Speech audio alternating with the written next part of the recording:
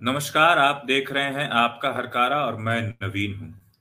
आज एक बहुत बड़े कार्यक्रम को लेकर के हम आपके सामने उपस्थित हैं। आज देश के उद्भट विद्वान साहित्यकार हमारे साथ जुड़ेंगे, कहानीकार, समीक्षक, लेखक भी जुड़ रहे हैं। और आज हम राष्ट्रनिष्ठा विषय पर बात करने वाले हैं। वर्तमान परिप्रेक्ष्य में राष्ट्रनिष्ठा आज का हमारा विषय है और इसमें हम बात करेंगे राष्ट्र के प्रति निष्ठावान होना किस आधार पर तय होता है, राष्ट्र निष्ठा क्या होती है, निष्ठा क्या होती है, और राष्ट्रनिष्ठ वास्तविक अर्थों में कौन होता है जो राष्ट्र के लिए सोचता है, जो राष्ट्र के प्रति निष्ठावान होता है। इसके लिए एक शब्द जो बहुत दिनों से प्रयोग में लाया जाता रहा है वह राष्ट्रवाद है, क्योंकि जहां वाद आएगा वह वाद और अपने विवाद को लेकर ही आएगा।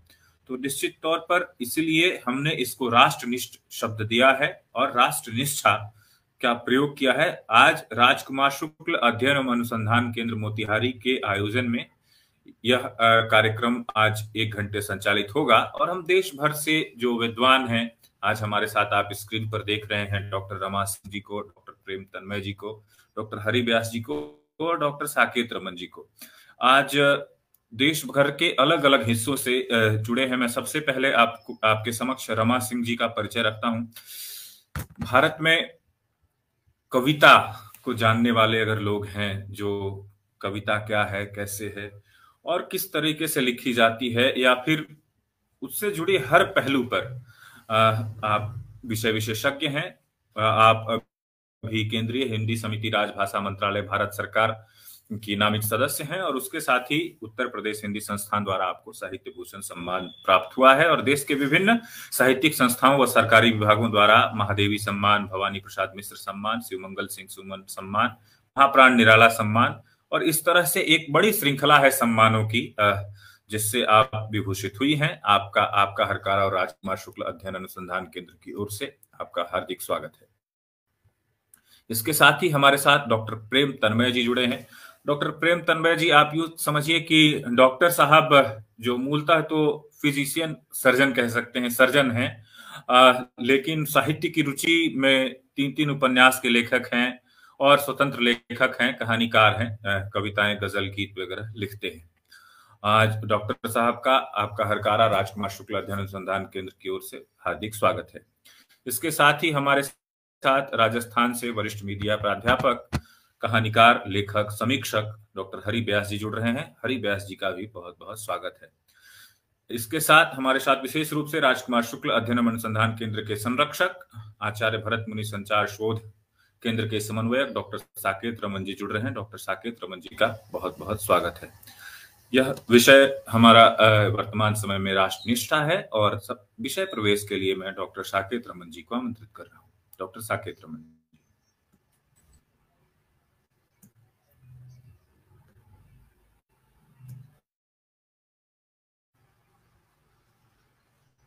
खुद को अनम्यूट करिए, खुद को अनम्यूट करिए।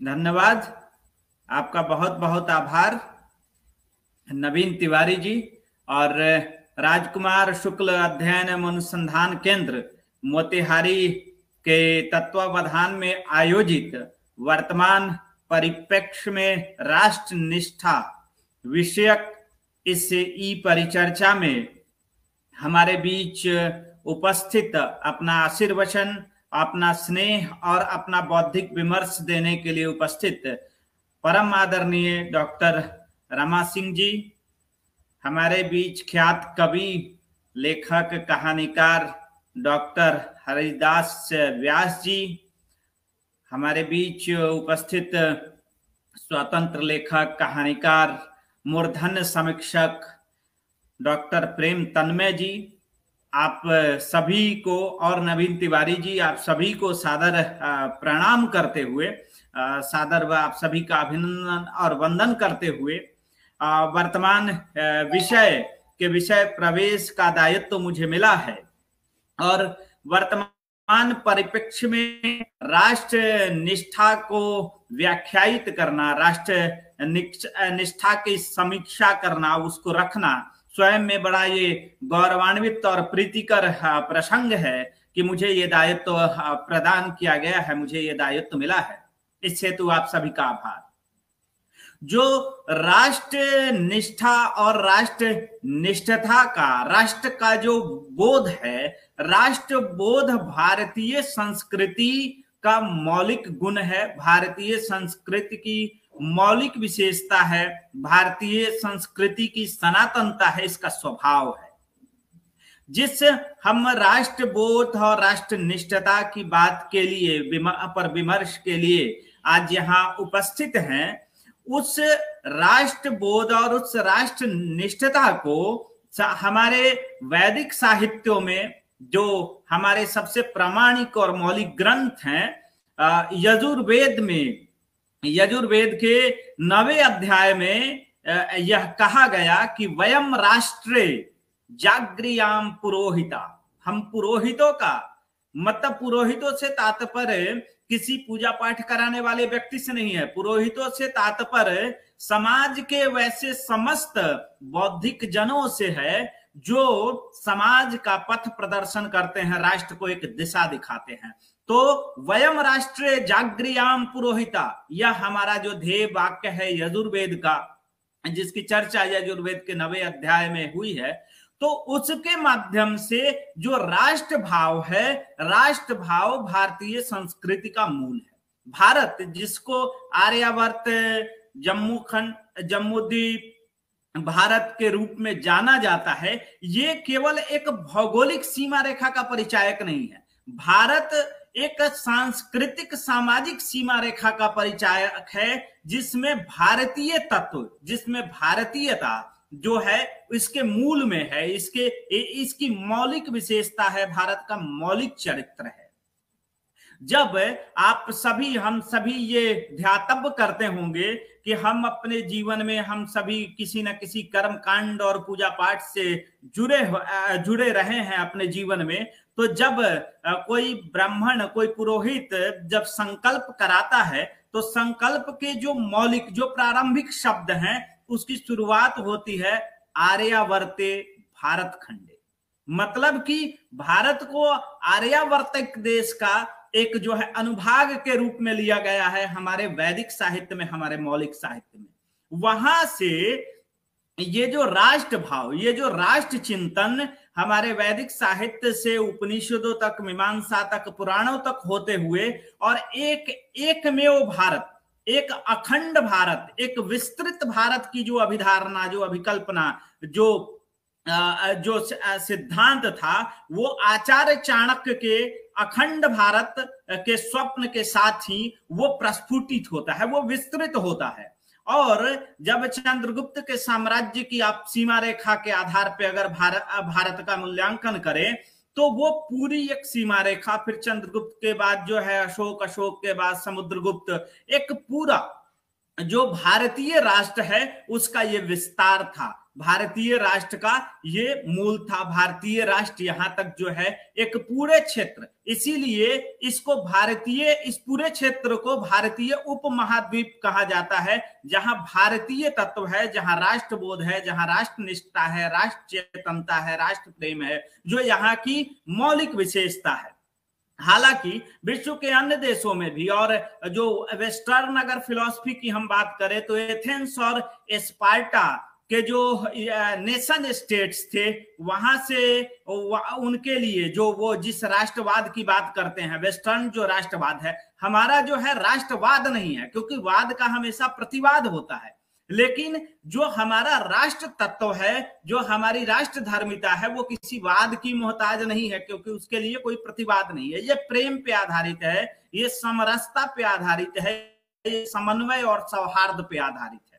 तो वेस्टर्न जो राष्ट्रवाद है, वेस्टर्न राष्ट्रवाद एक नेशन सेंट्रिक है, और उसकी जो निष्कृति है, उसका प्रारंभ जो है एथेंस और स्पार्टा के युग से होता है। वहां के नेशन स्टेट, जो राष्ट्र राज्य की, राष्ट्र की जो वहां संकल्पना थी एक छोटे शहर के संदर्भ में, वहां से शुरू होकर के और नेशनलिज्म जो है जर्मन यूनिफिकेशन पे जाता है, जबकि बिस्मार्क ने जर्मनी के जो है तमाम छोटे छोटे टुकड़ों को एक करके, मेजिनी ने इटली के छोटे छोटे टुकड़ों को एक करके उनको एक में बनाया।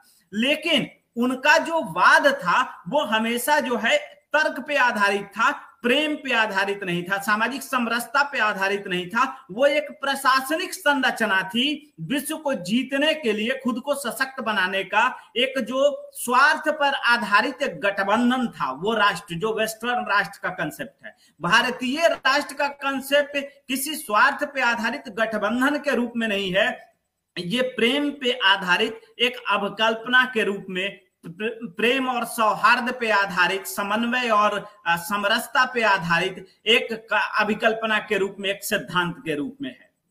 जो भारतीय संदर्भ में अगर हम बात करें तो भारत में जो मौलिक है हमारा, जिस चिंतन की हम बात करते हैं, जिसकी चर्चा हमारे वेदों में है, तो आप एक चीज हम सभी गौर करते हैं कि जो वेस्टर्न थ्योरी है, ईस्टर्न थ्योरी है, वो सब मूल जो अभी वर्तमान तमाम ऐतिहासिक अनुसंधानों से ये अभिप्रेत है कि हिंदू कुश क्षेत्र जो हमारा है वहीं से आर्यों की उत्पत्ति हुई, जो आर्य मतलब जो जातियां थी और यहां से उत्पत्ति हुई। लेकिन पूरे विश्व में आर्यावर्त सिर्फ और सिर्फ भारतीय क्षेत्र को कहा जाता है, किसी वेस्टर्न क्षेत्र को नहीं कहा जाता है, पश्चिम या विश्व के किसी अन्य देश को आर्यावर्त नहीं कहा जाता है। हमारे शास्त्रों में, हमारे वेदों से लेकर के, उपनिषदों से लेकर के, पुराणों से लेकर के महाकाव्यों तक आर्यावर्त, चाहे हमारे वैदिक मंत्र हो, संकल्प मंत्र हो, वहां जो है आर्यावर्त भारत को कहा जाता है, विश्व के किसी अन्य देश को नहीं कहा जाता है। तो हम एक जो आर्य राष्ट्रीयता को लेकर के जो भारत चला, वो जो भारत बोध है, वो उसका मूल जो है वो राष्ट्रत्व में है, राष्ट्र तत्व में है या राष्ट्रत्व में है। राष्ट्रत्व से राष्ट्र के प्रति राष्ट्र का बोध जन्म लेता है और राष्ट्रत्व की अगली परिणति राष्ट्र चेतना के रूप में देखने को मिलती है, राष्ट्र बोध के रूप में देखने को मिलती है। और जब यह राष्ट्र चेतना, जब यह राष्ट्र बोध अपने उच्चतम शिखर पे होता है, तो यह राष्ट्र निष्ठा के रूप में, यह राष्ट्र निष्ठता के रूप में परिवर्तित हो जाता है या परिलक्षित होता है। और जब राष्ट्र निष्ठता एक धर्म का स्वरूप अख्तियार कर लेती है, एक आदर्श, एक नैतिकता का स्वरूप अख्तियार कर लेती है, एक मापदंड बन जाती है, तो वही राष्ट्र निष्ठता, राष्ट्र निष्ठा जो है, राष्ट्र के प्रति समर्पण का जो भाव है, वो राष्ट्र धर्म के रूप में परिलक्षित होता है। तो वर्तमान परिप्रेक्ष्य में राष्ट्र निष्ठा को हम इन तमाम विभिन्न इसके एक सांगोपांग इसके विश्लेषण के लिए, एक चतुर्दिक विश्लेषण के लिए हम सभी यहाँ उपस्थित हैं। और हमारे बीच तमाम लब्ध प्रतिष्ठित विद्वान, विद्वत समूह, विद्वत समुदाय है, जिनके सामने इस बौद्धिक विमर्श में अपनी एक छोटी सी आहुति देना मेरे लिए बड़े सौभाग्य और गौरव की बात है। तो अपने सभी सम्मानित अतिथि वक्ताओं को सादर प्रणाम करते हुए, जो मेरे लिए गुरुजन के समान भी हैं, उन सभी को सादर प्रणाम करते हुए मैं यह मंच उनकी ओर अग्रेसित करता हूं और अपनी वाणी को यहीं विराम देता हूं। धन्यवाद, सबको सादर प्रणाम। बहुत बहुत धन्यवाद डॉक्टर साकेत रमन सर, आपने बहुत बेहतरीन तरीके से जो विषय आना चाहिए और मोटा मोटी आज जो हम चर्चा करने वाले हैं उसके संदर्भ में आपने बहुत बेहतरीन तरीके से अपनी बात रखी है। आपका बहुत बहुत आभार। अब वक्ताओं को आज जिनको सुनने के लिए हम इस पैनल में मौजूद हैं, सबसे पहले मैं डॉक्टर प्रेम तन्मय सर को आमंत्रित करता हूं कि वो बात शुरू करें। डॉक्टर प्रेम तन्मय जी, अनम्यूट करें खुद को अनम्यूट करें सर। धन्यवाद नवीन जी। वर्तमान परिप्रेक्ष्य में राष्ट्रनिष्ठा विषय पर बातचीत करने के लिए हम यहाँ पर एकत्रित हुए हैं।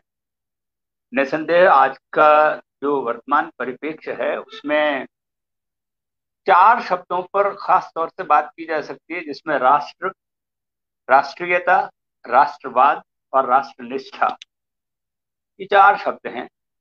और अगर राष्ट्र कहा जाए तो जल, जंगल, जमीन और आसमान और मनुष्य एक निश्चित भूभाग पर हों, उसे हम राष्ट्र कहते हैं। अब राष्ट्र एक भौगोलिक सीमा है बहुत सारे राज्यों को मिला करके भी एक राष्ट्र का निर्माण हो सकता है। यहाँ पर हमारा केंद्र है राष्ट्रनिष्ठा। राष्ट्रवाद एक संकुचित शब्द के रूप में अब जाने जाने लगा है।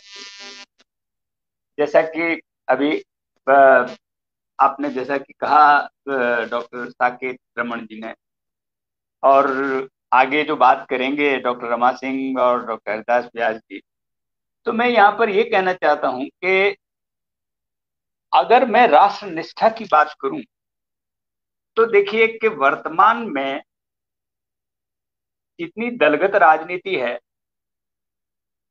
उनका जब मैं भाषण सुनता हूं तो मुझे लगता है कि वे किसी एक व्यक्ति की आलोचना करते करते पूरे राष्ट्र की आलोचना करने लगते हैं।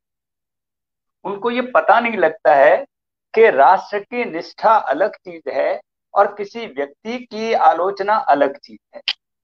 मैं यहाँ पर ये बताना चाहता हूँ, अगर मैं वर्तमान परिप्रेक्ष्य में कहूँ कि जैसे आईआईएम का विद्यार्थी कभी भी आईआईएम की आलोचना करता हुआ दिखाई नहीं देता। हम जिस संस्थान से पढ़ते हैं, हम जिस संस्थान के होते हैं, उसके प्रति हम कभी भी उसकी आलोचना को हम सामान्य रूप से लोगों के सामने करना पसंद नहीं करते।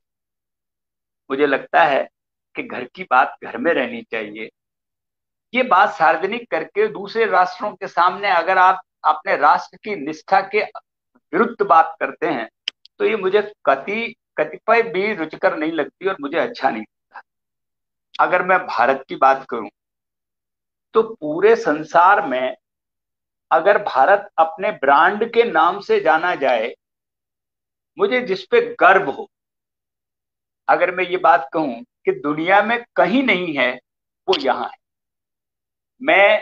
मैं जैसे कहना चाहता हूं कि जैसे योग, जैसे आध्यात्म, जैसे आयुर्वेद, जैसे वेद, जैसे उपनिषद, आयुर्वेद, ये भारतीय हैं। दुनिया में कहीं नहीं दिखेगा। जहां जहां योग का नाम आएगा वहां पर भारत का, राष्ट्र का नाम आएगा। तो मुझे इन बातों पे गर्व होना चाहिए कि मैं इसी की आलोचना अगर विश्व के सामने करता हूं तो मैं अपनी ही बदनामी कर रहा हूं। ये मेरे राष्ट्र के प्रति निष्ठा नहीं है। मैं जानता हूं अभी अभी विषय प्रवर्तन के अंदर डॉक्टर साकेत रमन जी ने कहा था कि आर्यव्रत, आर्य और अनार्य, मैं यहाँ पर ये बताना चाहता हूं कि जो लोग बाहर से आए और जिन्होंने, एक बात और है कि जो राष्ट्र कहलाता है उसका एक इतिहास होता है, एक संस्कृति होती है, एक भाषा होती है, एक निश्चित भूभाग होता है, और राष्ट्रवाद में एक निश्चित जेनेटिक सेंस भी होता है। हम लोग एक जैसे दिखने वाले, एक जैसे बोलने वाले, एक जैसी संस्कृति वाले, एक जैसी विचार रखने वाले लोगों का समग्र रूप एक राष्ट्र के अंदर आता है। अब इसके अंदर आप देखिए कि कई लोग राष्ट्र को धर्म के आधार पर भी अपना राष्ट्र घोषित करते हैं, जैसे जैसे मुस्लिम राष्ट्र। अब आप देखिए कि मुस्लिम राष्ट्र की पहली बात ये होगी कि उनका धर्म एक होगा, उनकी संस्कृति एक होगी, उनकी बातचीत का तरीका एक होगा। वो लोग सब अपने धर्म के प्रति निष्ठावान भी होंगे, और एक, क्योंकि उन्होंने धर्म को ही अपने राष्ट्र का मूल कारण माना है। जबकि आधुनिक काल में हम लोग इस बात के अंदर कभी भी कोई भी प्रोग्रेसिव राष्ट्र इस बात के लिए एग्री नहीं करता कि धर्म के आधार पर कोई राष्ट्र होना चाहिए, लेकिन हैं, इस बात से इनकार नहीं किया जा सकता है। और वो अपने राष्ट्रवादी, अपने धर्मवादी सोच के विस्तार पर भी आगे बढ़ रहे हैं। हमें इस बात पर सचेत हो जाना चाहिए कि हम अपनी संस्कृति, अपनी परंपरा और अपने वैचारिक सोच को जिंदा रखें। मुझे समझ नहीं आता है कि लोग, जैसे हमारे यहाँ पर तो इतनी विविधता है, इसके बावजूद राष्ट्र एक सूत्र में बंधा हुआ है। लेकिन यहाँ पर आप जब जब किसी जगह पर एक होने की बात करते हैं तो यहाँ पर विवाद खड़ा हो जाता है। अभी अभी जैसे यूडीपी में वस्त्रों को लेकर के भी विवाद है, क्या पहना जाए। अब आप देखिए कि आप एक प्रोटोकॉल बनाते हैं, एक यूनिफॉर्मेलिटी। हम लोग स्कूल कॉलेजेस में यूनिफॉर्म रखते हैं, और यूनिफॉर्म का मतलब होता है एक दूसरे से अलग न होकर के हम लोग एक लगें। इसको लगने के लिए हम लोगों ने यूनिफॉर्म बनाया कॉलेजेस स्कूल के अंदर, लेकिन यहाँ पर वहां पर भी वो सब एक जैसे न लग करके कोई व्यक्ति विशेष या कोई धर्म विशेष के लोग अपने आप को अलग दिखाने के लिए जब कोई प्रयत्न करता है, तो वो राष्ट्रीय एकता और राष्ट्रीय निष्ठा के प्रति बड़ा घनघोर जो है अपराध माना जाता है। मेरा ये सोचना है कि राष्ट्र की निष्ठा तब मानी जा सकती है जब हम नेशन फर्स्ट या राष्ट्र प्रथम की भावना से अपने आप को आगे बढ़ाएं। और मेरा ये मानना है कि जब तक लोग अपने धर्म को, अपने किसी व्यक्तिगत वेशभूषा को, अपनी व्यक्तिगत भाषा को, जब हम लोग एक संघ में बदल जाते हैं, संघ का अर्थ जैसे राज्यों को मिला करके एक संघ, और संघ से बना है राष्ट्र। हमारे यहाँ पर बहुत सारे राज्य हैं, राज्यों को मिलकर के एक राष्ट्र बना है। तो हमें एक ही संस्कृति, एक ही यूनिफॉर्मेलिटी, एक ही तरीके के सोच को और राष्ट्र के प्रति प्रथम राष्ट्र की भावना को लेकर के चलना पड़ेगा। यहाँ पर न धर्म आड़े आना चाहिए, न भाषा आड़े आनी चाहिए, न वेशभूषा आड़े आनी चाहिए। हम लोग सब जो एक भूभाग के लोग हैं, जिसको हम अपना राष्ट्र कह रहे हैं, जिसमें कई राज्य शामिल हैं, उनकी अलग अलग भाषाएं हैं, अपनी अपनी वेशभूषा है, लेकिन हम किसी पर थोप नहीं रहे, हम किसी पर प्रतिबद्ध नहीं कर रहे, हम किसी को बांध नहीं रहे। इसके बावजूद कोई अगर इस पर बाय फोर्स किसी को लागू करने का प्रयत्न करे, तो उसे हम लोग बर्बरता ही कहेंगे। मेरा मानना है कि हम लोग अपने अपने धर्म के प्रति जरूर जागरूक रहें, लेकिन राष्ट्र पर थोपने की कोशिश न करें। हम ये न कहें कि हम अच्छे आप बुरे, हम ये कहें हम सब अच्छे, तब तक ठीक है। हमारी पहले नेशन फर्स्ट होना चाहिए, राष्ट्र के प्रति हमारी जिम्मेदारी होनी चाहिए।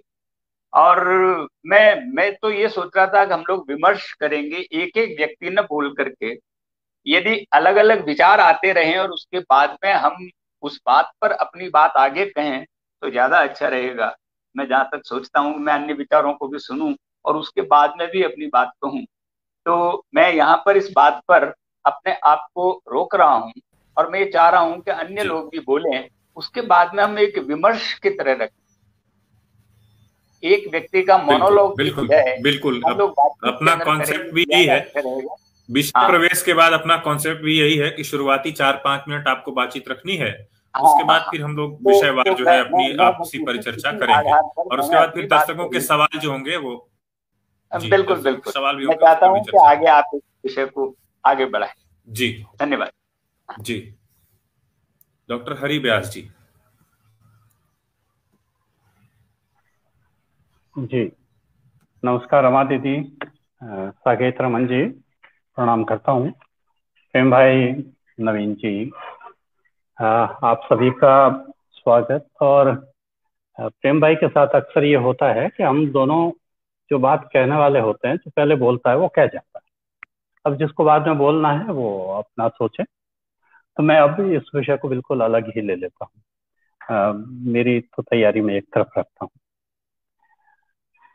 मैं मेरी बात कहने से पहले आप सभी को राम प्रसाद बिस्मिल के आत्मकथा का वो अंश बताना चाहता हूँ, जो फांसी के तख्ते पर चढ़ने से पहले उन्होंने कहा था, इस देश के नाम संदेश देते हुए कहा था, जिसमें उन्होंने कहा था कि मैं ईश्वर से प्रार्थना करता हूँ कि मुझे अगर आगे के 100 जन्म भी मिले तो मैं इसी मिट्टी में पैदा हूँ और फिर देश के लिए 100 बार फांसी भी चढ़ जाऊं, मुझे गौरव होगा। लेकिन मैं ये एक बार पूछना चाहता हूँ इस देश के नाम से कि क्या हम सचमुच आजाद होना चाहते हैं? क्या हमें आजादी का महत्व पता है? आप जानते हैं ये सवाल उन्होंने क्यों किया? क्योंकि अधिकतर क्रांतिकारियों को अंग्रेज पुलिस के हाथों भारतीय जनता ने ही सुपर्द किया। इसलिए उनका ये सवाल कि क्या हम आजादी का महत्व जानते हैं, उसके साथ मैं आज की तारीख में जोड़ रहा हूं, क्या हम लोकतंत्र का महत्व जानते हैं? क्या हम लोकतंत्र में रहने योग्य हैं? ये एक सवाल जोड़ता हूं मैं। ये सवाल क्यों जोड़ रहा हूं और रामप्रसाद बिस्मिल को ये सवाल क्यों पूछना पड़ा? क्योंकि हमारे पास महाराजा कृष्णराव ईसा पूर्व 500 सन के जो महाराजा थे, उस समय हमारे देश का क्षेत्रफल था 56 लाख वर्ग किलोमीटर। मौर्यकाल जब आया तो मौर्यकाल में भी हमारे पास 50 लाख वर्ग किलोमीटर का क्षेत्र, और अब वर्तमान में हमारे पास 32,87,263 वर्ग किलोमीटर का क्षेत्र रह गया है। यानी करीब करीब हम आधे से थोड़ा सा कम खो चुके हैं। आप जानते हैं हम में से 15 देश बन चुके हैं। Afghanistan, Bhutan, Cambodia, Iran, Indonesia, Philippines, Malaysia, Burma, Nepal, Sri Lanka, Thailand, Tibet, पाक, बांग्लादेश। तो ये सब अलग क्यों हुए? विभाजन हमारा कोई 1947 में नहीं हुआ है। हमारी तरह विश्व का एक देश और विभाजित हुआ, रूस के भी 15 टुकड़े हुए थे, लेकिन वो अब भी इस भूमंडल का, इस पृथ्वी का सबसे बड़ा देश है, क्योंकि आज भी उसके पास जो है वो 1,71,25,191 वर्ग किलोमीटर जमीन है, उस पर रूस है। प्रश्न यह है कि हम क्यों टूटे? रूस चूंकि सोवियत संघ था और उसके बाद वो रूस बना, लेकिन हम तो भारत ही थे, अब भी भारत ही है। लेकिन ये टूटना क्यों हुआ? क्या हम में कोई राष्ट्र की अवधारणा वैसी थी? हम तो इस पूरे पृथ्वी को ही अपना परिवार, वसुधैव कुटुंबकम की हमारी अवधारणा थी, हम उसका पालन कर। मित्रों, मैं आपको बताना चाहूंगा कि ऐसा ही पालन एक जाति और कर रही थी, वो यहूदी थे। यहूदियों जैसे कलाविद, सभ्य, सुसंस्कृत कोई नस्ल इस पृथ्वी पर और कोई देखने को नहीं मिलती थी।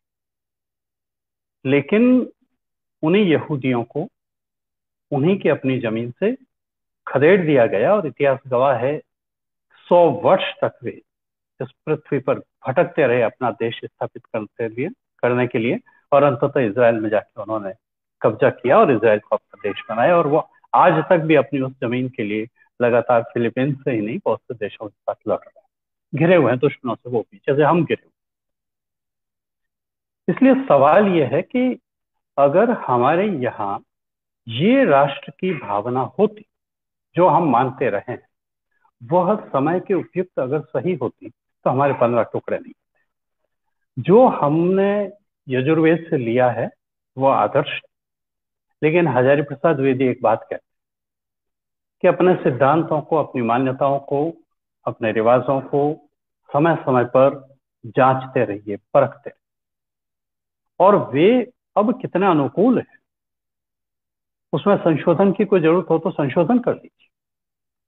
अगर नहीं किया तो नियम, रिवाज, ये सब तो टूटेंगे, समाज भी टूटेगा, देश भी टूटेगा। और ऐसी हालत में बेहतर है कि आप समय पर संशोधन करें। इसलिए मैं अब उस आदर्शवाद की तरफ नहीं जाता, मैं आर्यावर्त की तरफ नहीं जाता, मैं चाणक्य के उस अखंड भारत के उस परिकल्पना की तरफ नहीं जाता जो उन्होंने उस समय की थी। मैं अब आज का चाणक्य होता तो क्या कहता, हम उस पर बात करेंगे। हमारी राष्ट्रनिष्ठा है वो निस्संदेह सिमट करके सीमाओं पर आ गई, हमें यह स्वीकार करना होगा। इस समय हमने जो संघीय ढांचा अपनाया है, हकीकत तो यह है कि इस राष्ट्रनिष्ठा के अभाव में वह ढांचा ही इसको तोड़ने के लिए आमादा है। प्रधानमंत्री की बात बांग्लादेश की सीएम नहीं मानती, महाराष्ट्र का सीएम नहीं मानता है, वो उनके बुलाई हुई बैठक को अटेंड नहीं करता है। तो निष्ठा तो बहुत दूर की बात है, हम तो ठीक राष्ट्र विरोधी कामों में लगे हुए। देखिए, निष्ठा हम सीखते हैं, बचपन से बच्चा सीखता है, तब वो केवल खुद के प्रति निष्ठावान होता है। थोड़ा बड़ा होता है तो अपने परिवार के प्रति होता है, थोड़ा और बड़ा होता है तो मित्रों के प्रति होता है, थोड़ा समझदार होता है समाज के प्रति हो जाता है, और परिपक्व होता है तो देश के प्रति होता है। और वह देश के प्रति जो निष्ठावान होने का है, वो कहीं कहीं हमसे चूक गया है। आप देखिए, अकबर और महाराणा प्रताप का हल्दी घाटी में जब युद्ध हो रहा था, तो मित्रों, उस युद्ध को देखते हुए पास में किसान अपना खेत जोत रहा था। इसलिए ये अभाव हम में आज से नहीं आया है, ये अभाव हम में बहुत पहले से, और हमने इन अभावों को देखने की कोशिश नहीं की। और इस कोशिश को नहीं करना, जो गलतियां हमसे हुई वो हुई। लेकिन मैं हरकारा का आभार जताता हूँ, हरकारा का शुक्रिया अदा करता हूँ, नवीन भाई आपका शुक्रिया अदा करता हूँ, किस जरूरी विषय पर आपने बात रखी कि अब क्या करना चाहिए। हमारे अंदर वह बोध कैसे जागे, ये मेरा देश है, ये बोध कैसे जागे, उस किसान के मन में क्यों नहीं था? जो प्रताप अपनी पूरा जीवन अकबर के विरुद्ध संघर्षों में गुजारते रहे, अनेक युद्ध हुए अकबर के साथ में, लेकिन उस किसान को उस समय वह युद्ध एक, जैसे आज हम टीवी देखते हैं तटस्थ होकर, वैसा ही वह युद्ध क्यों वो देख रहा था। इस बातों पर भी आज हम विचार करेंगे। हम अगले चरण में प्रवेश करते हैं। नवीन भाई, आप चाहें तो अपन आगे बात रमा जी के माध्यम से शुरू कर सकते हैं। जी डॉक्टर रमा जी। बहुत बहुत आभार व्यक्त करती हूँ नवीन तिवारी का। आवाज आ रही मेरी? और इसके साथ आवाज आ रही है। हाँ, इसके साथ साथ जिस संस्था से वो जुड़े हैं, राम कुमार शुक्ल अध्ययन एवं अनुसंधान केंद्र मोतिहारी बिहार से, तो आपको याद होगा कि हमारे आज़ादी के आंदोलन में सबसे बड़ा योगदान मोतिहारी बिहार से ही रहा। और आज ये बात वहीं से उठी है, और मैंने तीनों, मेरे भाई हैं छोटे, इन सबको सुना, बहुत अच्छा लगा, अपने अपने विचार रखे। परंतु कुछ बातें ऐसी हैं जो हमें वास्तव में करनी चाहिए। मैं मैत्रीशरण गुप्त की पंक्तियों से शुरू करती हूँ इसको, कि न हो एक उन्माद एक धुन एक लगन यदि जन्मे, न हो एक उन्माद एक धुन एक लगन यदि जन्मे, तो उस अप्रमत्त को लेकर है क्या लाभ भुवन में। देख रहा है समझ रहा है किंतु नहीं कुछ करता, देख रहा है समझ रहा है किंतु नहीं कुछ करता, कर्म भूमि का भार रूप वो डूब क्यों नहीं मरता। आज के परिप्रेक्ष्य में मैत्रीशरण गुप्त की आज से 50-60 वर्ष पहले लिखी गई ये कविता ज्यों के त्यों सार्थक होती दिखाई देती है। जैसा कि आप सबने वर्तमान परिप्रेक्ष्य पे अपनी अपनी बात कही कि जो दलगत राजनीति चल रही है, जिस प्रकार से आतंकवाद चल रहा है, जिस प्रकार उग्रवाद चल रहा है, इन सबको देखते हुए हमें राष्ट्र निष्ठा की बात करनी है। परंतु सबसे बड़ी चीज ये है कि राष्ट्र के प्रति राष्ट्र का पाठ पढ़ाएगा कौन। आज जब एक आजादी का एक मिशन था कि हमें देश को आजाद कराना है, देखिए आजाद कराना और बात होती है, और आजादी को बरकरार रखना और बात होती है। घर बनाना और बात है, और घर को बनाकर उसी रूप में वर्षों तक उसको संजोए रखना और बात होती है। यह अगली पीढ़ी पर निर्भर करता है कि वो उसको किस प्रकार से संजोकर रखता है। हमारे आजादी के बाद जो शिक्षा नीति रही, उस शिक्षा नीति ने न तो हमें समर्पण का पाठ पढ़ाया, न प्रतिबद्धता का पाठ पढ़ाया, न वफादारी का पाठ पढ़ाया, न आज्ञाकारिता सिखाई, और न हमें कोई धैर्य ही पैदा किया। निष्ठा का मतलब यही होता है। हम जब कोई भी कार्य करने के पहले चलते तो संकल्प लेते हैं, हम संविधान की भी शपथ लेते हैं, जितने हमारे नेता हैं, कि हम देश के प्रति निष्ठापूर्वक कार्य करेंगे। पर यह निष्ठा कहाँ चली जाती है? हमारे शिक्षक लोग क्या निष्ठा से कार्य कर रहे हैं? क्या हमारे डॉक्टर शिक्षा से निष्ठा से कार्य कर रहे हैं? या हमारे देश के अन्य जो जितने भी तबके के लोग हैं, क्या निष्ठा से कार्य कर रहे हैं? मुझे तो नहीं लगता। उनकी निष्ठा तो कोई भूल ही गए। सब इतने स्वार्थी हो गए हैं कि उनको राष्ट्र नहीं दिखाई देता। सब अपने अपने में एक दड़बे में व्यक्ति घुस जाता है, वो देखना नहीं चाहता आगे। वो शुतुरमुर्ग की भांति कि जब दुश्मन आता है तो अपना वो सिर जो है रेत में घुसा लेता है। हमारे यहाँ भी सब लोगों ने अपने सर को रेत में घुसा रखा है, देखना ही नहीं चाहते उससे आगे, उससे बाहर निकल के कि देश में क्या हो रहा है, हमारा देश क्या था। सप्तद्वीपीय भरत खंडे, तो सातों द्वीप राम के समय सातों द्वीप में, क्योंकि एक जब चक्रवर्ती राजा होता है उसका राज्य सब जगह पूरी धरती पे होता है, तब चक्रवर्ती राजा कहलाता है। उसमें हम भरत खंड में सिमट कर रह गए। 7 द्वीपों में हमारा कभी राम के समय राज्य था। उसके कारण यही रहा कि हम में से कुछ ऐसे गद्दार पैदा हुए जिन्होंने गद्दारी की, और गद्दारी करके धीरे धीरे एक एक राष्ट्र हम में से कटता चला गया। और कटते कटते हम आज कहाँ पहुंच गए कि हम एक छोटे से भूभाग में सीमित हो गए। ये तो ईश्वर की बहुत बड़ी अनुकंपा है भारत देश के ऊपर कि हमारे देश के लोग ऊपर से आक्रमण न करके सेंधमारी करते दिमाग की। आज विश्व में जितने भी बड़े बड़े पद हैं, उन पद में हमारे देश के लोग, चाहे विज्ञान हो, चाहे शिक्षक हो, या जितने प्रबंध समिति के बड़े बड़े दफ्तर हैं, उन सब में हमारे भारतीय बड़े बड़े पद पर बैठे हैं और कार्य कर रहे हैं। यह हमारे भारतीय जो दिमाग है, जो मस्तिष्क है, जिसको, क्योंकि गणित का आविष्कार भारत से ही हुआ, तो हम लोगों का दिमाग गणित के अनुसार चलता है और हम पूरे विश्व पे राज्य कर रहे हैं। ये बात अलग है, परंतु वो सब लोग जो यहाँ भारत छोड़कर विदेश में चले गए हैं, आज भारत की ओर देख रहे हैं। प्रेम जी ने कहा था योग है, अध्यात्म है, ये सब हमारे देश की वो चीजें हैं जो विश्व में कहीं देखने को नहीं मिलती। पर विश्व में जो चीज में विदेशों में गई और देख के आई, सबसे बड़ी बात है कि वो सबसे पहले अपने बच्चों को राष्ट्र का पाठ पढ़ाते हैं। छोटे छोटे बच्चों को वो शिक्षा देते हैं कि देश पहले और सब चीज बाद में है। हमारे देश में और सब चीज पहले, देश बाद में है। हम बच्चों को मिंट बना देते हैं, पैसा छापने की मशीन बना देते हैं, और हम चाहते हैं कि बच्चा देश के बारे में बात करे, राष्ट्र के बारे में बात करे, राष्ट्र के बारे में सोचे।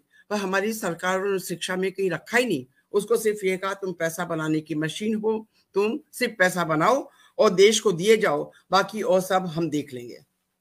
एक शब्द और आता है नेशन, अभी जिसका यहाँ प्रयोग किया गया। जैसा कि मैं समझती हूँ, नेशन शब्द नोशियर शब्द से निकला है, जिसका अर्थ होता है कि एक ही जाति के लोग एक ही भूभाग में रहते हैं, वो नेशन है। और राष्ट्र बहुत विस्तृत है। राष्ट्र का अर्थ है जहां जहां हम भारतवंशी जहां भी विश्व में हैं, अगर वह भारत से जुड़े हुए हैं किसी न किसी रूप में, क्योंकि भारतीय संस्कृति सर्वे भवन्तु सुखिनः पर आधारित है। जहां जो है वो सुखी रहे। विवेकानंद ने भी कहा था भाइयों और बहनों, उनकी संबोधन पर सबने आश्चर्य किया था कि एक भारत से आया हुआ संत हम सबको भाई बहन कहकर संबोधित कर रहा है। ये भाई बहन का जो संबंध था, कंसेप्ट था, ये अब कहीं खो गया है। अब रिश्ते नहीं रह गए। जो हम संस्कार दिए जाते थे हमें पहले घर में कि बड़ों के पैर छुओ, बड़ों से नमस्कार करो, अब धीरे धीरे हमारे संयुक्त परिवार भी टूट गए। तो कौन पाठ पढ़ाएगा? पहले नानी दादी पाठ पढ़ाया करती थी, संस्कारित किया करती थी, बड़े बड़े महापुरुषों की कहानियां सुनाती थी, उससे हमें राष्ट्रभाव, देश प्रेम जागृत होता था। मैं तो अभी भी देश के विरोध में एक शब्द भी नहीं सुन सकती। कोई कहता है तो झगड़ा हो जाता है, क्योंकि ये देश मेरा ऐसा देश है जिसने मुझे जन्म दिया है। यहाँ की मिट्टी पे जब देवता लोग जन्म लेने को तरसते हैं, तो मैं तो इस भारत भूमि की बेटी हूँ। इस जन्मभूमि के ऊपर मेरा पूरा अधिकार है और जन्मभूमि का मुझ पर अधिकार है। मुझे कुछ देना है, हमें इस देश को कुछ देकर जाना चाहिए। पर हम लोग इतने स्वार्थी हो गए हैं, इतने अपने आप में लिप्त हो गए हैं कि हम अपने से बाहर सोचते नहीं। दलगत राजनीति और आ गई। ऐसे ऐसे शब्दों का प्रयोग हो रहा है एक दूसरे के लिए कि ये सोचने के लिए बाध्य होना पड़ता है कि इन सब ने कहाँ से शिक्षा पाई है, कौन इनके ऐसे शिक्षक रहे। या तो वो शिक्षक शर्मिंदा होते होंगे कि हमने किसको शिक्षा दी। तो ये सोचने के लिए बाध्य होते हैं कि हम क्या हैं, हम क्या हो गए। क्योंकि शिक्षक आज पूरा कोई भी ऐसा व्यक्ति विश्व का नहीं होगा जिसने किसी से शिक्षा न ग्रहण की हो। और शिक्षक का दायित्व होता है संस्कारित करना। आप छोटे पद पे हैं तो भी आप शिक्षा प्राप्त करके आए हैं, और आप राष्ट्रपति हो गए हैं तो भी आप शिक्षा प्राप्त करके आए हैं, तो वो आपके चरित्र का निर्माण करता है, आपको अनुशासित करता है, आपको समय का पाबंद बनाता है, आपको कर्तव्य निष्ठा का ज्ञान देता है, ईमानदारी का ज्ञान देता है, और मेल जोल और समन्वय का भाव देता है कि समाज में सहकारिता होनी चाहिए, संभाव होना चाहिए, सौहार्द होना चाहिए। पर आज हमें ये सब विलुप्त दिखाई देता है, हमारे बीच में ये कहीं दिखाई नहीं देता कि ये कहाँ है, किधर चला गया। वर्तमान परिप्रेक्ष्य में हम धर्म, जाति, वर्ग इन सब में बट के रह गए हैं। हम एक दूसरे का, यहाँ तक कि एक दूसरे का भाव नहीं समझ पाते हैं। घर में सब अपने मोबाइल लेके बैठ गए, सब एक कमरे में बैठे हैं और अलग अलग अपने बातचीत चल रही है। वो बातचीत का सिलसिला भी टूट गया। जब बातचीत का सिलसिला टूट जाता है तो सब चीजें खत्म हो जाती हैं। तो ये जो निष्ठा है, अब निष्ठा किसके प्रति? जब अपने प्रति भी निष्ठा नहीं है, आप अपने आप से भी झूठ बोलते हैं, आप परिवार से झूठ बोलते हैं, आप समाज से झूठ बोलते हैं, तो आप देश से तो झूठ बोलेंगे, तो आपका कहाँ निष्ठा, किसके साथ है? तो सबसे बड़ी चीज है कि इस निष्ठा को कैसे उत्पन्न किया जाए, ये निष्ठा कैसे लाई जाए, किस प्रकार से हम उनको संस्कारित करें बच्चों को, कि उनके अंदर ये भाव पैदा हो कि पहले मेरा देश है, उसके बाद कुछ और है। मैं रशिया गई थी, मैं तीसरी, चौथी, पांचवी के बच्चों को मैंने देखा कि वहां जो सैनिक है, उनकी जो समाधि बनी हुई थी, उनके पास वो घूम रहे थे। मैंने उन बच्चों से बात की तो मैंने कहा ये हमारे सैनिक हैं, ये हमारे देश को बचाते हैं। और साहित्यकार के बारे में, क्योंकि मुझे बहुत सम्मान मिला, तो कि साहित्यकार देश को बनाता है, क्या ये भाव हमारे देश में है? जो साहित्यकारों की स्थिति है और जो सैनिकों की स्थिति है, उन पे तो प्रश्नवाचक चिन्ह लग जाते हैं। ये प्रश्नवाचक चिन्ह कौन लगाता है? जिसने कभी उस दर्द को जाना नहीं, उस पीड़ को नहीं जाना, और जो उस भाव को नहीं जानता है। एक सैनिक अपने घर से दूर रहकर कितनी विषम परिस्थितियों में जीता है, कैसे कैसे देश को बचाता है, और हम यहाँ आराम से गीत गाते हैं, प्रेम का पाठ पढ़ाते हैं और सब कुछ, हर त्योहार मनाते हैं। तो ये कैसे हो जाता है? सैनिक जान की बाजी लगाता है, साहित्यकार लिखता है, मार्ग प्रशस्त करता है। एक साहित्यकार को जो सम्मान हमारे देश में मिलना चाहिए, वो सम्मान साहित्यकार को नहीं मिलता। तो ये स्थितियां इस प्रकार की हैं हमारे देश की, कि इसके अंदर अभी बहुत सा मतलब काम करने की जरूरत है। और जो वैचारिक, जैसे आज आपने रखा है, इस प्रकार से विचार विमर्श होना चाहिए। और मैं अपनी बात को दिनकर की पंक्तियों के साथ रखना चाहती हूँ कि भारत ने स्थान का वाचक गुण विशेष नर का है। भारत एक राष्ट्र है और इसका एक गुण है। भारत ने स्थान का वाचक गुण विशेष नर का है, एक देश का नहीं शील यह भूमंडल भर का है। तो जो भारत जो पाठ पढ़ा रहा है विश्व को, भारत विश्व को पाठ पढ़ा रहा है, तब भारत के भीतर रहने वाले जो इनके नागरिक हैं वो भी इस पाठ को पढ़ें, यहाँ के नेता भी इस पाठ को पढ़ें, और हमारे जितने शिक्षक हैं उनको इस पाठ को पढ़ना बहुत जरूरी है। मैं अपनी बात को यहीं विराम देती हूँ और चाहती हूँ कि आप इस बात को आगे बढ़ाएं नवीन जी। बिल्कुल, बहुत आभार। आपने शुरुआती बातचीत में, मेरे कुछ प्रश्न हैं और बाकी मैं जो हमारे दर्शक देख रहे हैं, मैं आप सबको भी आमंत्रित करता हूं कि आप सबके भी जो प्रश्न हो या इससे जुड़ी कोई बात हो तो आप उसे हमारे साथ साझा करें। हम मेहमानों से जो है उस प्रश्न का उत्तर जरूर रखने का प्रयास करेंगे। मैं थोड़ा सा चर्चा को और एक वर्तमान परिप्रेक्ष्य की तरफ लेकर के चलता हूं कि भारत की जो वस्तु स्थिति है 2014 के बाद, लोग कहते हैं कि एक प्रकार का परिवर्तन दिखता है। राष्ट्रीय भाव, राष्ट्रनिष्ठा, कुछ लोग राष्ट्रवाद कहते हैं, उसको लेकर के एक एग्रेशन भी दिखाई दे रहा है क्या? या फिर उसको लेकर के, या किसी विचारधारा को, किसी संगठन से जुड़ा हुआ कोई व्यक्ति है, तो क्या भारत के संविधान में किसी फासिस्ट कहना, या मतलब उसके लिए आप जितने ज्यादा शब्द का प्रयोग कर सकते हैं, धुर विरोध में, या अंध विरोध नाम का कोई शब्द है क्या? मैं डॉक्टर हरि व्यास जी से ये पूछ रहा हूं, फिर उसके बाद बाकी लोग भी अपनी बात एक एक करके कहेंगे। एक मिनट। अंध विरोध है या ये कुछ और है, या एक नया इकोसिस्टम जो है, जो डेवलप हो रहा है राष्ट्रीय भाव को लेकर के, उसका है प्रतिकार की पूरी तैयारी है, जो पुराना इकोसिस्टम किसी को पनपने नहीं देना चाहता? हरि व्यास जी, उसके बाद फिर प्रेम तन्मय जी, फिर रमासिक जी से विस्तार से जानेंगे। अनम्यूट कर लीजिए खुद। जी नवीन, जी नवीन भाई जी। और दरअसल नवीन भाई, एक सच हमें स्वीकार करना पड़ेगा कि जिस गति से 2014 के बाद परिवर्तन आया वह अकल्पनीय था। इस देश में लोगों ने सोचा ही नहीं था कि कभी ऐसा भी संभव है।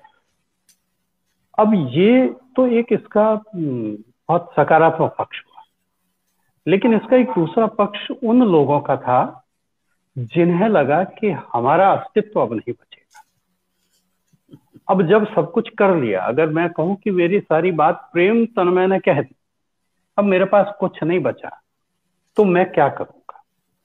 या तो मैं प्रेम तन्मय के साथ में सहमत हो जाऊंगा, या उसके समानांतर एक अच्छी लाइन खींचने की कोशिश करूंगा, अथवा मैं प्रेम तन्मय को खारिज करूंगा।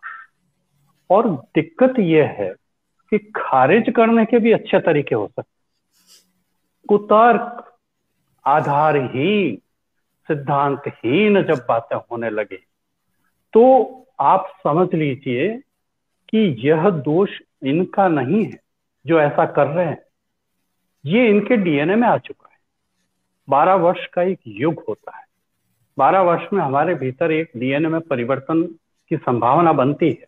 अगर हम कुछ अच्छा करेंगे तो उस अच्छे को भी हमारे अगली पीढ़ी के डीएनए में आने में 12 वर्ष लग जाएंगे। तो वह आने तक हमें क्या करना है? हमारी चिंता का विषय ये होना चाहिए। शर्जिल तो हमारा आसाम को घेर करके बिल्कुल अलग करने पे आमादा था। टुकड़े टुकड़े गैंग खुलेआम ये सारा कर रही थी। भारत तेरे टुकड़े होंगे कह रही, पाकिस्तान जिंदाबाद के नारे लगा रही थी, विवेकानंद की मूर्ति का अपमान कर रही थी। हमारे प्रधानमंत्री को आज तक कोई ऐसी हिंदी में गाली नहीं बची है जो नहीं दी गई। बार बार केंद्र को अपमानित करना, बार बार इस देश को अपमानित करना, और आश्चर्य की बात यह है कि उन लोगों से हाथ मिलाना जिन लोगों ने हमारे पुरखों को, हमारी जमीन को, हमारे उपनिषदों को, हमारे वेदों को, हमारी संस्कृति को तहस नहस, और हम उनसे क्या आशा करें? उनके साथ क्या हम इस तरह निपट लेंगे क्या? तस्लीमा नसरीन की आत्मकथा में एक बात कही है। तस्लीमा जब फ्रांस की यात्रा पे थी तो तस्लीमा नसरीन ने कहा कि मुझे बेहद दुख है कि वोटों की राजनीति के कारण यह जो फ्रांस है यह एक वर्ग विशेष के विरुद्ध अपराधों की अनदेखी करता है, और किसी दिन यह फ्रांस आतंकवाद का शिकार हो सकता है। और आप देखिए आतंकवाद का शिकार हुआ, लेकिन उस फ्रांस ने अपनी कमजोरी को समझा, जाना, और उसके बाद जो कदम उठाए उसका परिणाम यह निकला कि अब वहां स्थितियां बिल्कुल बदल। पहले हम सच्चाई तो जाने। नवीन भाई बुरा मत मानिएगा, मेरी बात बहुत लोगों को बुरी लग सकती है, लेकिन मैं कह रहा हूं आप किस गंगा जमुना तहजीब की बात करते हैं? मैं तो ये शर्मनाक, एक आक्रांता है, एक पराजित है, और दोनों के बीच में कैसा सामंजस्य, माफ करें, नहीं था। समय के साथ में वह कुछ कमतर हो जाए यह एक अलग बात, लेकिन वह खत्म हो जाए ऐसा नहीं था। अंग्रेज आए तो अंग्रेज ने दोनों को समान रूप से प्रताड़ित किया, और यही कारण है कि दोनों चूंकि एक ही दुख से गुजर रहे थे इसलिए एक दूसरे के प्रति कमोबेश सहानुभूत हुए। लेकिन वो सहानुभूत कितने हुए उसका आपके पास तो उदाहरण है। देश की आजादी से पहले पाकिस्तान बनेगा या नहीं बनेगा, इसके लिए बाकायदा वोट हुआ, और वोट में 90% से अधिक लोगों ने पाकिस्तान बनने की, मुस्लिम लोगों ने सहमति। तो वो आप कितने निकट थे, ये तो पोल आपकी यही खुल गई कि 90% अब भी पाकिस्तान बनाना चाह रहे थे। जो रहे आपके यहाँ रहे थे, खा आपके यहाँ रहे थे, सब कुछ आपके यहाँ कर रहे थे, लेकिन पाकिस्तान गए कितने लोग? 6%। केवल 6% लोग गए, बाकी तो 84% यही रहे। उनके दिलों में क्या बसा हुआ है, हिंदुस्तान है या पाकिस्तान? इस चीज को पहले समझिए। अपवाद हैं, अच्छे लोग हैं, मुस्लिमों में बहुत लोग हैं जो इस देश को प्यार करते हैं, वे निस्संदेह है, उनको तो सैल्यूट कीजिए। लेकिन इस लोकतंत्र में, इस राजनीति के चलते उन लोगों को आप हतोत्साहित करें, पीड़ित दंडित करें जो इसके विरुद्ध काम कर रहे, और इसके लिए आपको कठोर उपाय अपनाने पड़ेंगे। आप इजाजत दें तो मैं उपाय अभी बताऊं, आप इजाजत दें तो अपन अगले चरण में बात कर सकते हैं। अगली बार जी। डॉक्टर प्रेम तन्मय जी, उसके बाद साकेत जी, फिर रमा में सुनेंगे। भाई हरि भाई, मैं आपकी बात को आगे बढ़ाता हूँ। एक शेर कहता हूँ कि आदमी मक्कार आखिर क्यों, और उसकी ही दरकार आखिर। अब आप देखिए, जो मक्कार लोग हैं उन लोगों को दरकार है। आप समझ रहे हो? बिल्कुल, क्योंकि वोट की राजनीति है, आपने अभी कहा। तो वोट चाहिए जिनको राष्ट्र के प्रति निष्ठा नहीं है, उनको राष्ट्र हथियाने की निष्ठा है। वो तो ये चाह रहे हैं किसी तरीके से राष्ट्र हमारे हाथ में आ जाए, और जो धर्म के प्रति ज्यादा लीगल हों, जो धर्म के प्रति ज्यादा निष्ठावान हों और राष्ट्र को दूसरे दर्जे पर रखते हो, उनसे आप क्या उम्मीद कर सकते हैं? ये जितने राष्ट्र बने हैं वो क्यों बने हैं? धर्म के आधार पर बने। ये धर्म के आधार पर टुकड़े होते चले गए, और आज भी जो टुकड़ा गैंग जो है वो यही चाहती है कि फिर टुकड़े हों। और हरिभाई ने बहुत अच्छी बात कही कि उस समय जब बंटवारा हुआ, यशपाल जी का झूठा सच पढ़िए, आप देखेंगे कि बंटवारे के समय पर एक ऐसी स्थिति थी कि लोग समझ रहे थे कि ये बंटवारा आगे रहेगा या नहीं रहेगा। हो सकता है ये तो बात हवा में ही है, हो सकता है हम वापस एक हो जाएं। तो यहां से जो जैसे 4 भाई थे, उनमें से 2 भाई चले गए वहां, और 2 भाई यहां रह गए। यहाँ की जमीन भी रहेगी और वहां की भी रहेगी, और उनकी निष्ठा अभी भी अपने भाइयों के प्रति है। वो वहां जाकर के हिंदुओं की जमीन हथिया गए सारी की सारी, और यहाँ उनका अधिकार था ही था। वो सोचे यहां से कोई भगा नहीं रहा, हम क्यों जाएं। आप अगर बड़े परिप्रेक्ष्य में सोचेंगे तो यहां से न जाने वाले जो 94% थे, उन्होंने यहाँ पर जमीन पर कब्जा करने के लिए बैठे हुए थे। वो इसलिए निष्ठा की वजह से नहीं बैठे थे। वो सोच रहे थे यहां से कोई भगा नहीं रहा, हम क्यों भागें। और जो वहां थे उन लोगों ने वहां से लोगों को भगा दिया सबको, क्योंकि धर्म के आधार पर आए थे।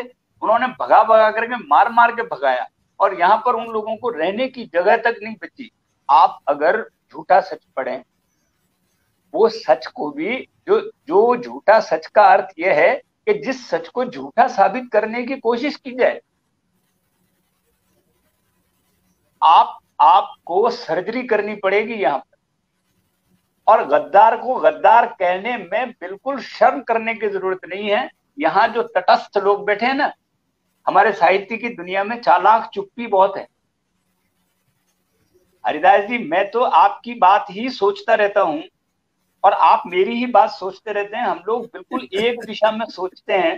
जो आप कहने वाले थे वो बात मैं कहने वाला था, और जो मैं कहने वाला था वही बात आप कहने वाले थे।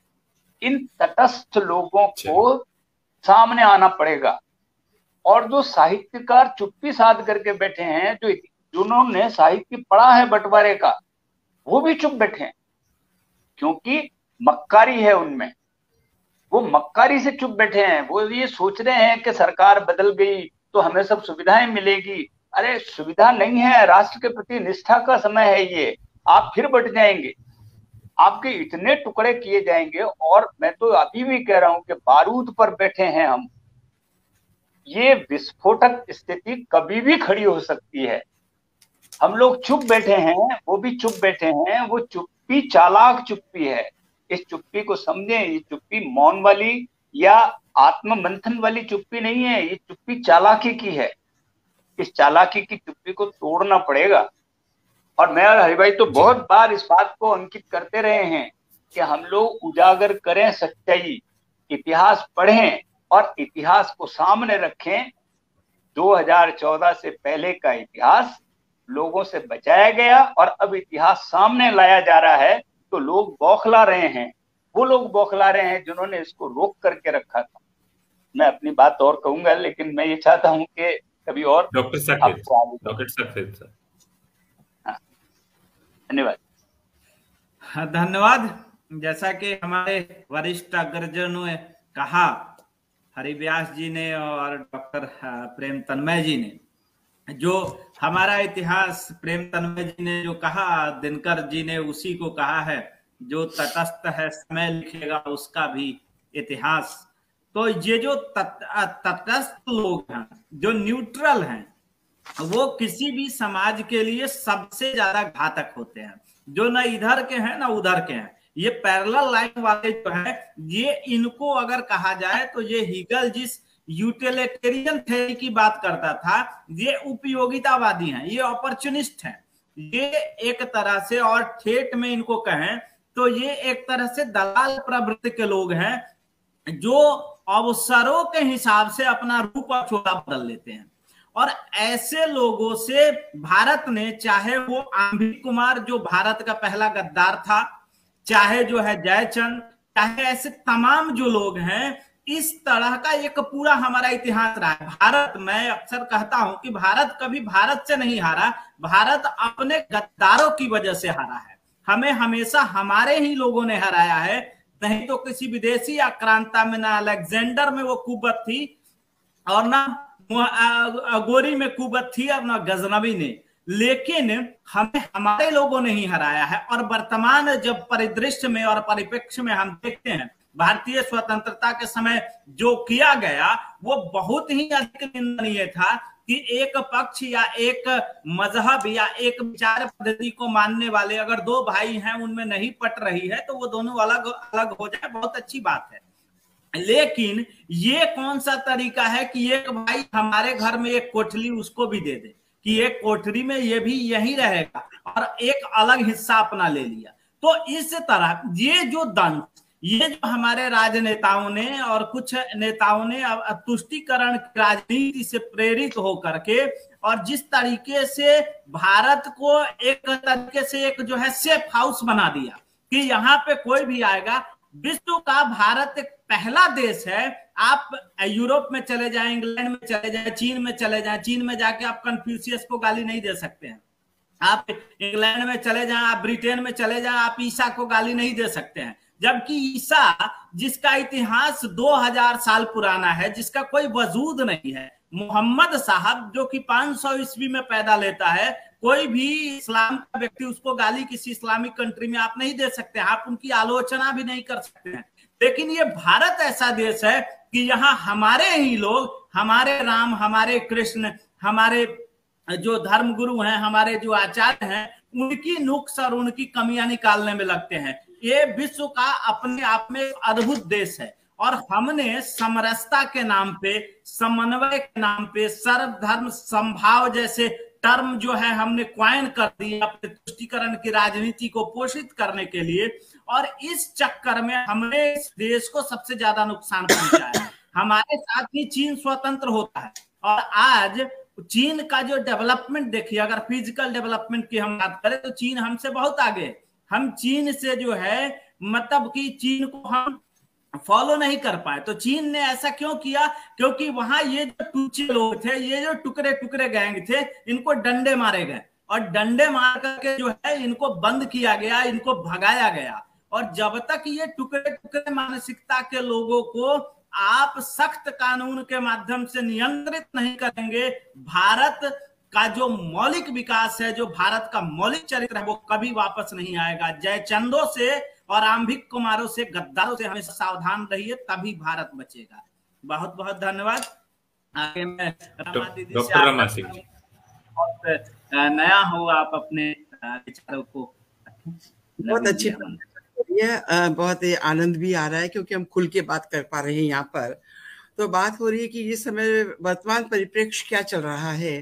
तो वर्तमान परिप्रेक्ष्य में टुकड़े टुकड़े गैंग की बात हो गई, गद्दारों की बात हो गई। मैं फिर अपने उसी पे आती हूँ कि राम मनोहर लोहिया जी ने कहा था, धर्म और राजनीति का रिश्ता ही बिगड़ गया है, धर्म और राजनीति का रिश्ता ही बिगड़ गया है। धर्म दीर्घकालीन राजनीति है और राजनीति अल्पकालीन धर्म। तो जो राजनीति है, एक बार दिनकर जी ने भी कहा था कि अगर राजनीति को धर्म से अलग कर दिया जाएगा तो अनुशासन विहीन हो जाएगी। इसलिए राजनीति पर धर्म का अंकुश होना बहुत जरूरी है। पर आज उसी अंकुश को संप्रदायवाद नाम दे दिया गया। जब हम धर्म की बात करते हैं, हम जब हिंदू की बात करते हैं, हम हिंदुत्व की बात करते हैं, तो हमें एक विशेष खेमे में बांध दिया जाता है, हमें अपनी बात नहीं कहने दिया जाता, जबकि और मजहब और पंथ अपनी सारी बातें कह लेते हैं। हमारे संविधान में और हमारे जो पीएम थे, पूर्व पीएम, उन्होंने ये कहा था कि इस देश में पहला जो अगर किसी का हक है तो मुस्लिम का है। हिंदू कहाँ चला गया?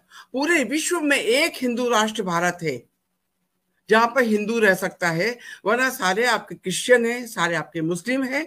तो हिंदू रहने कहाँ जाएगा? अपने देश को बचाना है, अपने देश के अंदर हिंदुत्व लाना है। 2014 की बात व्यास जी ने की कि उसके बाद से वास्तव में ऐसा परिवर्तन आया है जो हम कभी सोच भी नहीं सकते थे। ऐसा परिवर्तन हर क्षेत्र में आया। ये हर क्षेत्र, चाहे आप समाज के हर तबके को लीजिए, सबका साथ, सबका विश्वास, सबका विकास। तो यहाँ कहीं धर्म जाति से बद्ध नहीं था। जो कुछ किया इस सरकार ने सबके लिए किया, किसी एक दलगत राजनीति से नहीं बंधे वो। तो ये जो हमारे देश में हो रहा है ये बहुत अच्छा है। और जो कुछ लोग हैं जो खिसियानी बिल्ली खंबा नोचे, धारा 370 नहीं हटाने देंगे, यहाँ मतलब कोई भी तिरंगा उठाने वाला नहीं मिलेगा, 35A नहीं हटेगा, तो जिनको बाहर से पैसा मिल रहा है, जिनका घर भरा हुआ है, जिनके घर में ऐसे कालीन हैं कि आप पैर रखेंगे तो आपके पैर घुटने तक अंदर चले जाएंगे, ये सब उनके घर में कैसे आ रहा है? खुद राजीव गांधी ने कहा था मैं 1 रुपया ऊपर से भेजता हूँ, नीचे चवन्नी भी नहीं पहुंचती। खुद उन्होंने अपना आप स्वीकार किया है कि कितना भ्रष्टाचार देश में आ गया है। ये भ्रष्टाचार कैसे फैला? इसको बढ़ाने वाले हमारे पूर्व में जो भी हमारी सत्ता में सरकारें सत्ता में रही हैं, ये सब उन्हीं का कार्य रहा। उन्होंने कभी ये नहीं सोचा कि किसके पास क्या पहुंचना चाहिए। आरक्षण की सबसे बड़ी समस्या है, जो 10 साल का आरक्षण था वो आज फैलते फैलते 70 साल हो गए तो भी आरक्षण चल रहा है। लोग अपना, नेता लोग या पैसे वाले लोग अपना उपचार कराने विदेश चले जाते हैं और एक गरीब आदमी को और आरक्षण से बने हुए डॉक्टर के भरोसे छोड़ जाते हैं। ये क्या हो रहा है देश में? आम आदमी मरने के लिए, आम आदमी टैक्स पेयर है, वो सरकार को आगे बढ़ाने के लिए, चलाने के लिए, उसके कार्य करने के लिए टैक्स दे रहा है, पर वही आदमी मर रहा है यहाँ पे। इसका क्या कारण है? जो हमारी नीतियां बहुत गलत रही, हमने कभी किसी पे अंकुश नहीं लगाया। हमारी न्यायपालिका बिल्कुल सोई हुई है, हमारी कार्यपालिका सोई हुई है। और हमारे, क्योंकि एकदम सारे ये परिवर्तन नहीं आ सकते। जब परिवर्तन आते हैं, जब रूस की क्रांति हुई या फ्रांस की क्रांति हुई, तो वहां तो रक्तिम क्रांति हो गई थी। हमारे यहाँ रक्तिम क्रांति तो नहीं है ना, कम से कम, पर क्रांति हो रही है। ये परिवर्तन का समय है। इस परिवर्तन के समय में हमें बहुत सी चीजें भोगनी पड़ेंगी। हम भोग रहे हैं, उसको स्वीकार करना चाहिए आम आदमी को कि ये हमारा परिवर्तन का समय है। पर इससे 10 साल बाद जो परिणाम निकलेंगे वो बहुत अच्छे परिणाम होंगे। हम गुंडा राज से मुक्त हो जाएंगे, हम इनके आतंकों से मुक्त हो जाएंगे। हम एक ऐसा देश चाहते हैं जो, जिस देश में मैं विदेशों में कई बार गई हूँ, वहां भारत का नाम लेते लोगों को शर्म आती थी। आज वो अपना शीश गर्व से उठाते हैं कि हमारा भारत देश है। तो भारत देश के अंदर आज जिस प्रकार से नाम भारत राष्ट्र ने अपना जो नाम कमाया है, उसके पीछे जो उसका कारण है कि सबको साथ देने की, लेकर चलने की संस्कृति, ये सबको साथ देने की जो साथ लेकर चलने की संस्कृति है, ये बहुत बड़ा भाव है। सब एक साथ चलें, एक साथ बढ़ें। और जो अन्य पंथ हैं, मैं पंथ कहूंगी, उनको धर्म नहीं कहूंगी, अन्य पंथ हैं, वो इतने कट्टर हो गए हैं कि किसी की एक बात भी सुनने को तैयार नहीं। रोज की बात होना क्या है?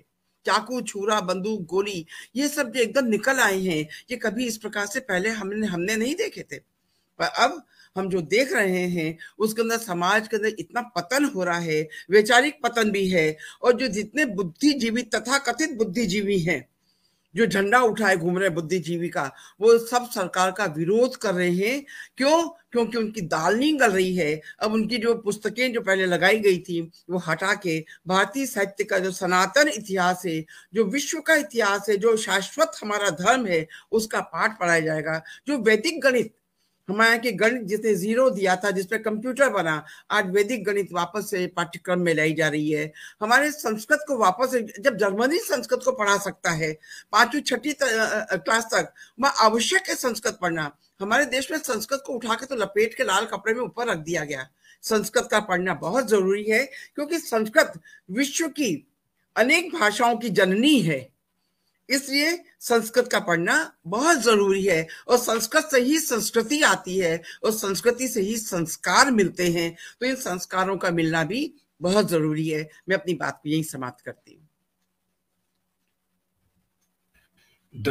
दर्शक भी लगातार प्रतिभाग कर रहे हैं और वो एक्टिविटी हम स्क्रीन के दूसरी ओर देख सकते हैं। मैं यहाँ भी कुछ कभी हाईलाइट कर रहा हूँ। अरुण कुमार सिंह जी ने सवाल किया है कि क्या वर्तमान की राजनीति का आधार भ्रष्टाचार नहीं है? चुनाव का जब जाति, गणना, धन और बाहुबल रहेगा, तब तक भ्रष्टाचार पर अंकुश लगाना संभव ही नहीं है।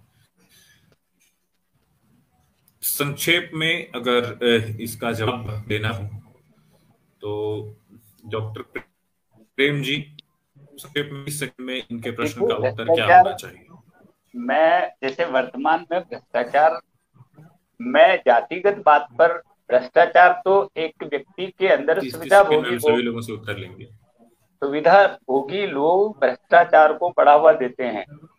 जो लाइन में खड़ा होना नहीं चाहता और वो ये चाहता है कि मैं किसी तरीके से लाइन में न खड़ा होना पड़े, वो भ्रष्टाचार का पहला कदम है।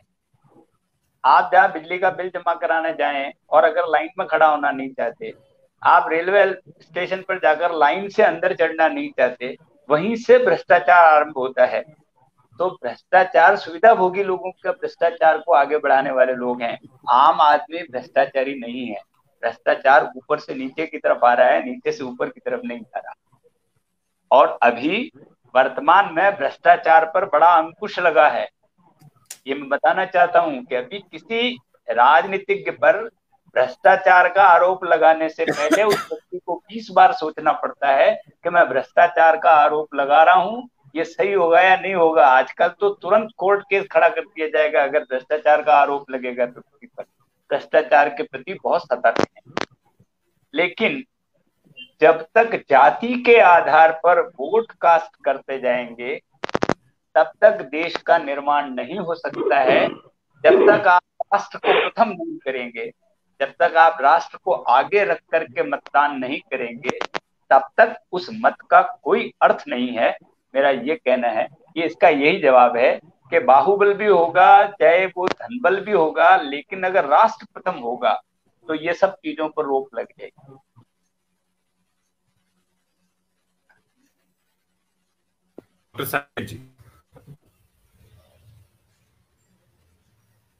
साकेत सर।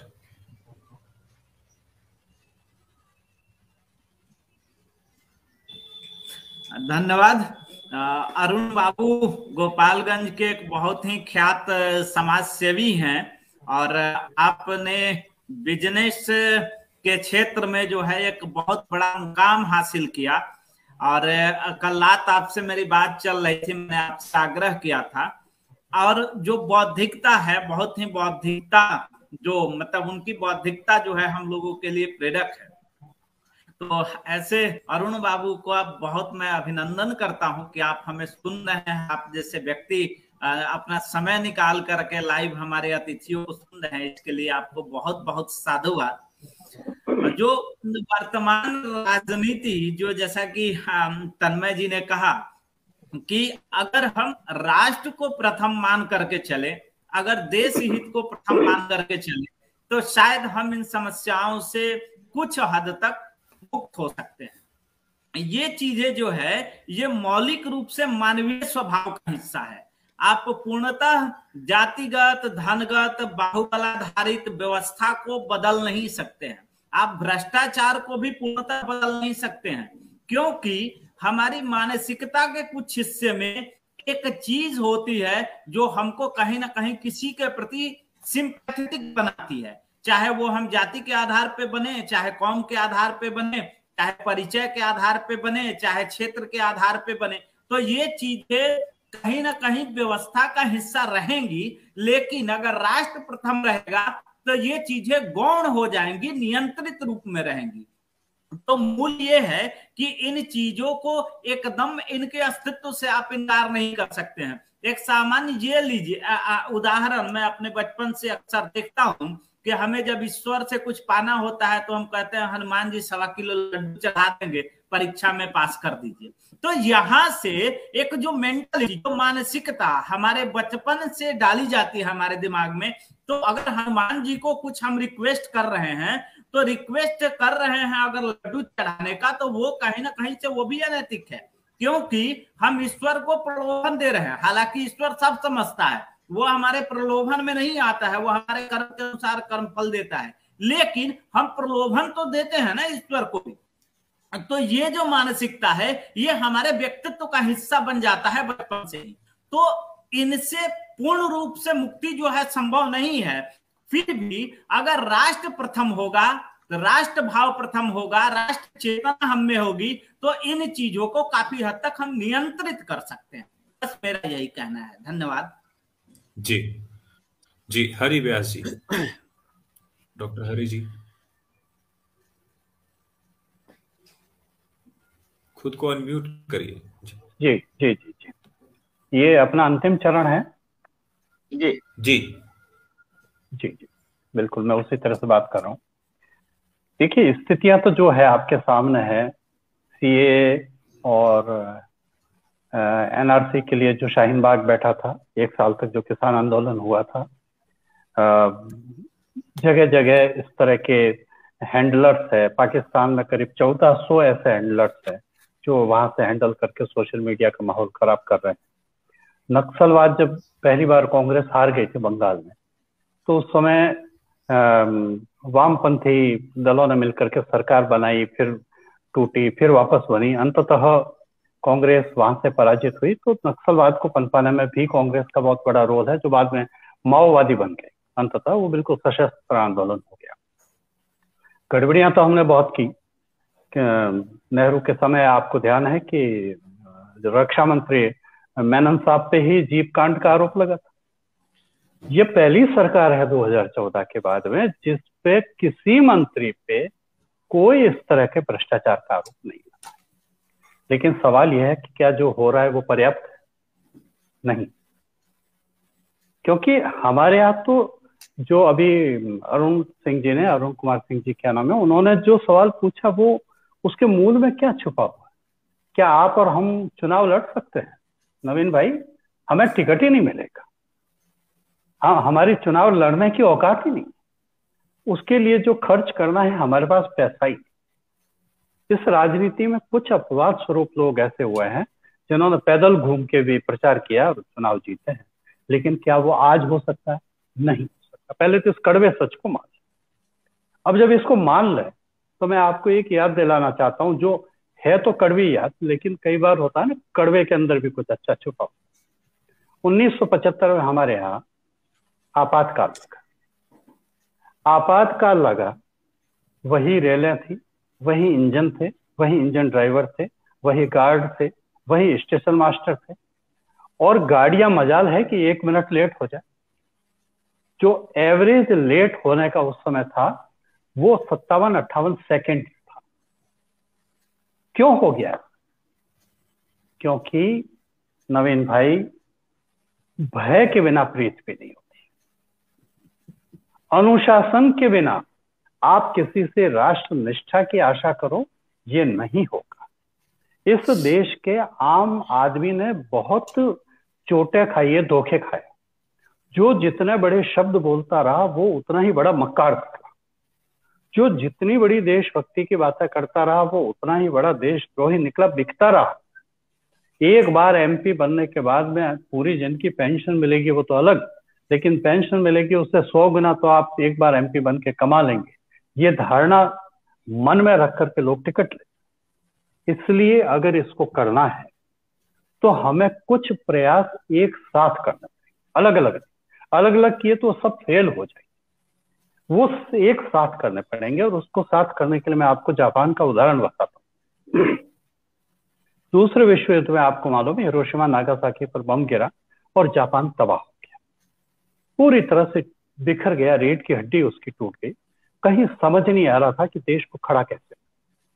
उस समय एक शिक्षक ने सरकार को एक सुझाव दिया, और सुझाव दिया कि आप ऐसी कहानियां घड़ी देश प्रेम की जो रोचक हो, और फिर वो कहानियां कहने के लिए बच्चों के माता पिता को ट्रेंड कीजिए कि कहानी उबाऊ नहीं हो, बच्चों के लायक हो, बच्चों के लिए रोचक हो, लेकिन वो देश प्रेम की। आपको ताज्जुब होगा कि फ्रांस ने शाम के समय ऑफिसेस का 5 से 6 महीने तक 1 घंटा कम कर दिया। पेरेंट्स को उन स्कूलों में भेजा गया जहां साहित्यकारों ने उस तरह की रोचक कहानियां न केवल लिखी थी, बल्कि कहानियां कैसे कही जाए ये ढंग भी उन्हें बताया। और इसका दूरगामी परिणाम यह हुआ कि वह बिखरा हुआ, रीढ़ की हड्डी टूटा हुआ राष्ट्र, उसकी जो अगली पीढ़ी थी वो राष्ट्र निष्ठा से भरी थी। लेकिन केवल इतना पर्याप्त नहीं। क्या अगर वही बच्चा अपने पिता को भ्रष्टाचार करते हुए देखेगा, अपने पिता को इस तरह से कथनी और करनी में अंतर करते हुए देखेगा, तो क्या वो उस सुनी हुई कहानियां जीवन में स्वीकार करेगा? नहीं, उसके शब्द उसके पास है, लेकिन व्यवहार में वो यह कुछ भी नहीं करने वाला। इसलिए पेरेंटिंग के लिए आपको इस तरह के प्रयास करने पड़ेंगे कि पेरेंट्स को हम पहले ट्रेंड करें, ताकि वो घर में एक वातावरण ऐसा निर्मित कर सके। तीसरी जो बात है, जो सबसे ज्यादा जरूरी मैं मानता हूं, कि ये सब कुछ कठोरता के बिना नहीं होगा। इसमें कहीं भी किसी को भी अगर आप थोड़ी सी ढील दे दीजिए, आपके सारे किए कराए पे वो पानी फेर देगा। वो इसीलिए ये होता है कि 26 जनवरी को आप यहाँ गणतंत्र मना रहे हैं और वहाँ पूर्व उपराष्ट्रपति हमीद अंसारी जो अमेरिका में बैठ करके जो भारत की ऐसी की तैसी कर रहे हैं। भारत के विरुद्ध बोलने वाले के विरुद्ध कार्यवाही क्यों नहीं? मैं मोदी सरकार की बहुत प्रशंसा करता हूं, लेकिन माफ करें, मोदी जी को मैंने बाकायदा ये व्यक्तिगत तौर पे लिखा कि मोदी जी, आपको गाली जो देता है आप उस पर कुछ नहीं करते, आप अपनी असहिष्णुता दिखाते, आप सहिष्णुता दिखाते, आप बड़प्पन दिखाते, लेकिन माफ करें, आप व्यक्ति नहीं, आप इस देश के सर्वोच्च पद है। आपको गाली केवल आपको गाली नहीं है, वह पूरे देश को गाली है। इसलिए क्यों ऐसा होता है कि उद्धव के विरुद्ध अगर नारायण राणे कह देता है कि मैं चप्पल उठा के मारूंगा, तो नारायण राणे को सीधा जेल जाना पड़ता है, और पीएम को कोई गाली दे तो उसके विरुद्ध कोई कार्रवाई क्यों नहीं होती? ये अनुशासन, ये कड़ाई भी करनी पड़ेगी। सरकार के पास सारे अधिकार सुरक्षित रहने चाहिए, और नैतिक शिक्षा न केवल फॉर्मेलिटी के रूप में होनी चाहिए, कई स्कूलों में चलती है नैतिक शिक्षा चलती, लेकिन उस नैतिक शिक्षा के सर्वाधिक मार्क्स उसका व्यावहारिक और सैद्धांतिक पक्ष दोनों देखा जाना चाहिए। मुझे अच्छी तरह याद है, जोधपुर में एक मैनेजमेंट का कॉलेज खुला था, Varun Arya was director of that college. उन्होंने अगर सड़क पे भी बच्चे को बिना हेलमेट स्कूटर चलाते देख लिया, दूसरे दिन उस पर 200 रुपए का फाइन लगता। ये होती है नैतिक शिक्षा। नैतिक शिक्षा केवल एक विषय की और उसको परीक्षा देकर के उसमें फर्स्ट डिवीजन लाने वाली नैतिक शिक्षा नहीं होती है। आपको इस तरह करना पड़ेगा। मैं जानता हूं मोदी जी बहुत चीजों को देख रहे होंगे, ये सारी चीजें समझ रहे होंगे। उनके सामने मुश्किल ये है कि वो जहां हाथ डाले वहां कीचड़ निकलता है। अब वो कितने मोर्चों पे एक साथ लड़े। इसलिए आपको और हमको हजारी प्रसाद द्विवेदी का वो निबंध याद करना चाहिए, भीष्म को क्षमा क्यों नहीं किया गया। भीष्म ने सारा जीवन दूसरों के लिए दिया था, लेकिन वो भीष्म तब चुप रह गए जब चीरहरण किया जा रहा था द्रौपदी का। वो ज्ञानी थे, और अगर ज्ञानी चुप रहता है तो उसको सबसे बड़ा दंड मिलना चाहिए। ये सब बड़े बड़े लोग हैं जो राजनीति में आकर के झूठ बोलते हैं, बेईमानियां करते हैं। एक आम आदमी को उस मनुस्मृति के हम बहुत बुराई करते हैं। नवीन भाई, मनुस्मृति में एक बहुत जोरदार प्रसंग है, आप याद कीजिएगा। उसमें कहा गया है कि इतनी चोरी अगर एक शूद्र ने की है तो उसे, मुझे वो एग्जैक्ट आंकड़ा याद नहीं है, कि मान लीजिए उसे 10 कोड़े मारे जाए। यदि वह चोरी क्षत्रिय ने की है तो उसे 20 कोड़े मारे जाए। यदि वह वैश्य ने की है तो उसे 50 कोड़े मारे जाए। लेकिन यदि वो ब्राह्मण ने की है तो उसे 100 कोड़े मार करके देश निकाला दिया जाए। अगर बड़ी पद पर बैठा आदमी करता है अपराध तो उसको बड़ी सजा मिलनी चाहिए, और इस सजा के लिए आपको और हमको समाज में जागृति ला, इस तरह के विमर्श करने होंगे, ग्रुप्स बनाने होंगे। सब बुरे नहीं है, सब हिंदू अच्छे नहीं है, सब मुस्लिम बुरे नहीं है। जो बिके हुए लोग, जो भी बिके हुए लोग हैं, जिस संप्रदाय के, धर्म नहीं संप्रदाय के हैं, उनके विरुद्ध आपको खुली बात करनी, और लोग इस खुली बात को करने का साहस करने की बजाय भीष्म बनकर रहना होगा। हमें महान भीष्म नहीं बनना है, हमें तो डॉक्टर रमा सिंह बनना है, प्रेम तन्मय बनना है, हमें हरिदास व्यास बनना है, नवीन भाई बनना है। हमें तो यही बन करके, हमें लाख दुश्मन अपने पैदा करने पड़ेंगे। आपको मिलेगा, ये सारा विरोध मिलेगा आपको, लेकिन त्याग के बिना कुछ नहीं मिलता। त्याग प्रेम भाई करे, आनंद मैं लूं, ये नहीं होगा। त्याग तो हम सभी को करना पड़ेगा। उसका आनंद हमारी अगली पीढ़ी ले सकती है, और उसमें 12 वर्ष कम से कम लगे। बिल्कुल डॉक्टर रमा सिंह जी, उसके बाद धन्यवाद। बहुत अच्छी बात की हरिदास जी ने अभी, प्रेम जी ने भी, साकेत जी ने भी। हरिदास जी ने भी जहाँ छोड़ा कि हमें बहुत त्याग करना पड़ेगा, तो ये बहुत बड़ी बात है, क्योंकि त्याग ही सबसे बड़ी चीज है जो नहीं कर पाते हैं। क्योंकि त्याग तब आता है जब हम लोभ और मोह को छोड़ देते हैं। जब लोभ और मोह नहीं छूटता तो भ्रष्टाचार तो फैलेगा ही।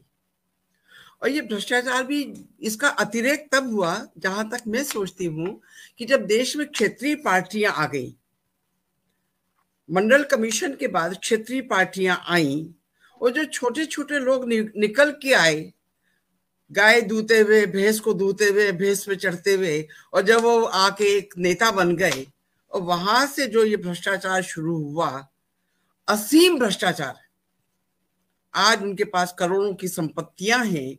ये करोड़ों की संपत्तियां कहाँ आ गई? मैं तो पूरी जिंदगी नौकरी की, मेरे पास तो लाख रुपए भी नहीं है।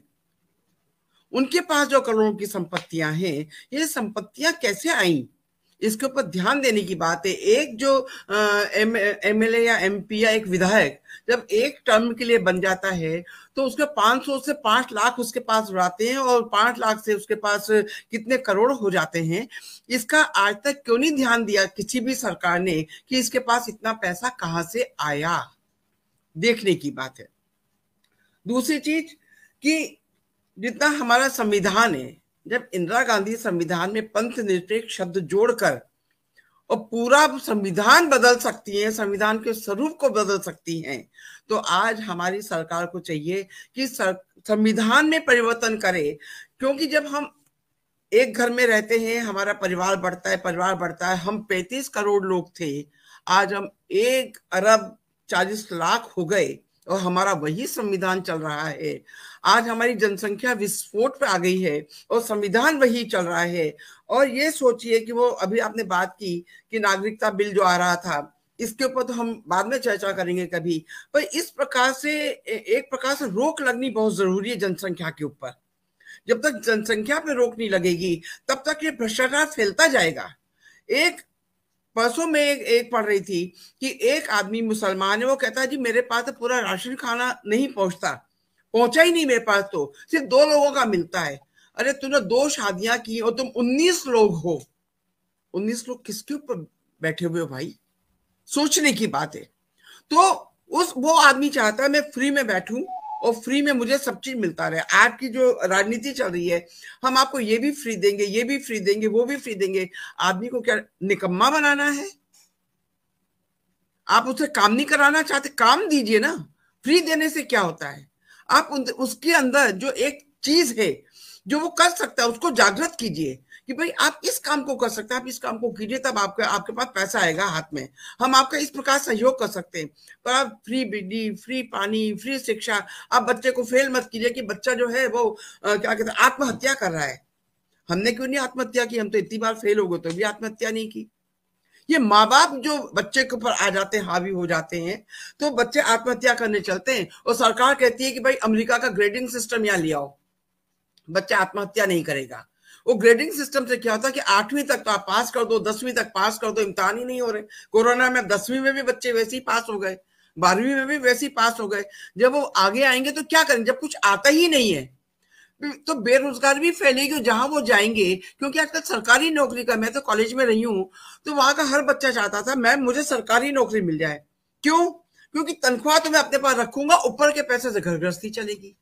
ये जो भाव हमारे नव युवा वर्ग में है कि ऊपर के पैसे चलेगा, और आज इसीलिए बार बार बेरोजगारी की बात हो रही है कि सरकार नौकरी नहीं दे रही। सरकार कह रही है स्टार्टअप कीजिए, आप अपना कुछ अपना खोलिए, अपने लिए काम कीजिए, आप मेहनत कीजिए, काम करेंगे तो आप आगे बढ़ेंगे। पर अन्य दल जितने आ रहे हैं वो कह रहे हैं कि नहीं हम तो आपको सब फ्री में दे रहे हैं, आप फ्री में लीजिए, आप आराम से रहिए। तो संविधान में परिवर्तन करना बहुत जरूरी है। और सब बच्चों को एनसीसी की शिक्षा, जितने भी स्कूल कॉलेज हैं, प्राथमिक क्लास से एनसीसी की शिक्षा उनके लिए जरूरी कर दी जाए, क्योंकि अनुशासनबद्ध हो जाता है आदमी उसके अंदर।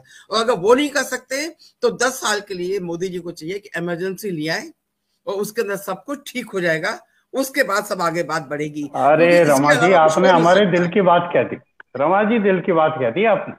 क्योंकि लात के देवता युग कह रहा था, लात के देवता बात से नहीं मानते। जो स्थिति हमारे भारतीयों की हो गई है ना कि हम इतने भ्रष्ट हो गए हैं कि ऊपर से डंडा पड़ना बहुत जरूरी है। दुबई में इतना सोना यूं लटका रहता है, किसी की हिम्मत है जो सोना उतार के एक अंगूठी ले जा नहीं सकता। वो किलो किलो सोना में लटके, वो मतलब वहां लटके हुए देख कर आई हूं। और यहाँ आप देखिए क्या स्थिति है, आप घर के बाहर एक प्लास्टिक का मग नहीं छोड़ सकते, वो भी चोरी हो जाता है। तो वहां क्यों? क्योंकि वहां व्यक्ति डरता है कि मैंने चोरी की तो मेरा हाथ कट जाएगा, मुझे मार दिया जाएगा। परंतु यहाँ वो भय नहीं है, तो बिना भय के नहीं होता। इसे इमरजेंसी का होना 10 साल के लिए इस देश में बहुत जरूरी है। तब ये देश इतनी ऊंचाइयों को प्राप्त करेगा कि 10 साल के बाद एक जो युवा पीढ़ी है वो सुधर जाएगी और उसके बाद आगे देश अपनी ऊंचाइयों को छूता रहेगा। बिल्कुल, बहुत बहुत धन्यवाद। अब मैं कार्यक्रम की अंतिम कड़ी में धन्यवाद ज्ञापन के लिए आशीष कुमार जो आयोजन सचिव हैं,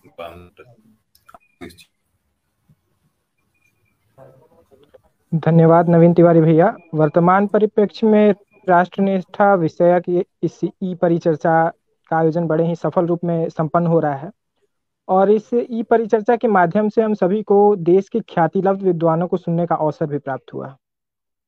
मैं इस ई परिचर्चा का विषय प्रवर्तन जिन्होंने किया डॉक्टर साकेत रमन सर, आप राजकुमार शुक्ल अध्ययन एवं अनुसंधान केंद्र के राष्ट्रीय संरक्षक हैं, मैं आपके प्रति बहुत बहुत धन्यवाद ज्ञापित करता हूं। साथ ही इस कार्यक्रम की वक्ता डॉक्टर रमा सिंह जी के प्रति भी मैं धन्यवाद ज्ञापित करता हूं। उसके साथ ही मैं धन्यवाद ज्ञापित करता हूं लेखक एवं कहानीकार डॉक्टर प्रेम तन्मय जी का। हमें इस कार्यक्रम में मार्गदर्शन प्रदान कर रहे लेखक और कहानीकार डॉक्टर हरिदास व्यास जी के प्रति भी मैं धन्यवाद ज्ञापित करता हूं।